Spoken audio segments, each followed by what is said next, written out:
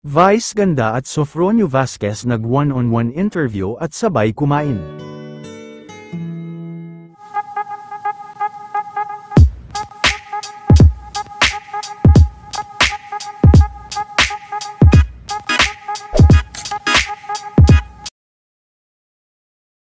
Matapos ang naging pagkikita kahapon nila Vice kasama ang mga kaibigan nito na sila Ma'am Kim ng iFern, para sa kanilang pa-block screening para sa mga taga-iFern para kay Vice, ay dumiretso din sila sa isang dinner.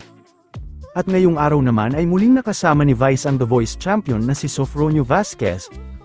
Dahil mayroon itong one-on-one interview habang sila ay kumakain sa kanyang vlog, kabang-abang din kung ano ang mga napag-usapan ng dalawa.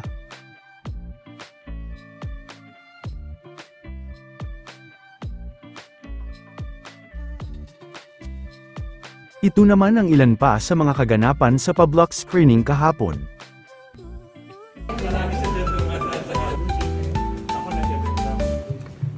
Hi! Happy New Year po! May dala po akong mga bisita. Si Dada, si Mama Dam, at si Mama Dam Buhala.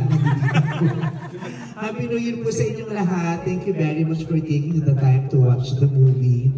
And I'll be with you today. Ang aking si Sister Ura-Urada. So, sama-sama po tayong manonood today. Hopefully you guys get to enjoy the movie. Happy New Year. Thank you very much. Ay, hello po. Enjoy the movie with us. Okay.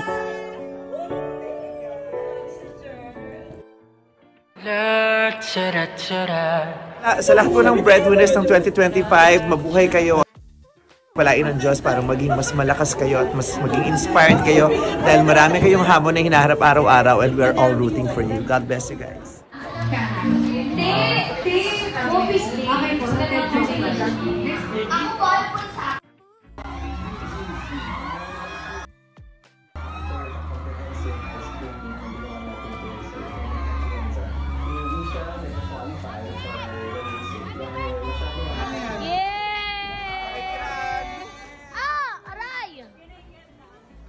Pineapples, lagi. Ayan na sila. Let's go, sugod.